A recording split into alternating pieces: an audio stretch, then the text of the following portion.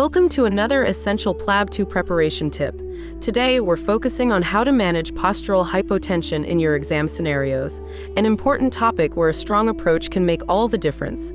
Picture this. Your patient reports dizziness, blurred vision, or even weakness every time they stand up. Now, it's your turn to take charge and find out what's really going on. Start by asking questions about their symptoms.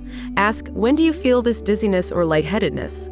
It's critical to explore specifics like whether symptoms occur after meals, in warm environments, or after prolonged standing. Each detail brings you closer to understanding the full picture.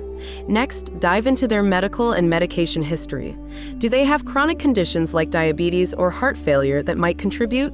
Ask questions like, have you been on any medications for blood pressure or other health conditions?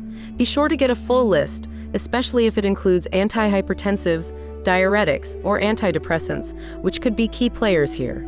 Then, review their lifestyle and hydration habits. Ask about alcohol intake, fluid consumption, and any recent changes in diet or physical activity. This information helps assess potential factors making symptoms worse. Now comes the physical examination. Start with orthostatic blood pressure measurements. Take BP readings in lying, sitting, and standing positions with a 3-minute interval to track any significant drop. That's 20 millimeters of mercury or more in systolic pressure or 10 in diastolic. This is a fundamental step in confirming postural hypotension. Alongside BP checks, monitor their heart rate on standing to differentiate types of orthostatic hypotension. And don't forget a thorough cardiovascular and neurological examination to rule out other causes like arrhythmias or autonomic dysfunction. Once you've gathered all the information, consider your differential diagnosis. Is it dehydration, anemia, a cardiac condition, or possibly an effect from medication? At this point, having a list of possible causes will help in formulating a targeted plan. Now let's talk about management and patient education. Encourage the patient to rise slowly from lying or sitting positions to prevent sudden drops in blood pressure.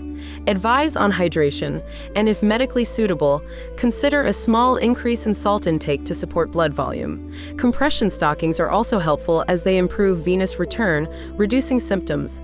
Warn the patient to avoid triggers like prolonged standing, extreme heat, and large meals. Conduct a medication review to identify and adjust any drugs that may worsen hypotension. Lowering doses of diuretics or switching to safer alternatives can often improve symptoms. And if lifestyle changes don't fully resolve the issue, medications like fludrocortisone or midodrine might be appropriate, but these require consultation with a specialist.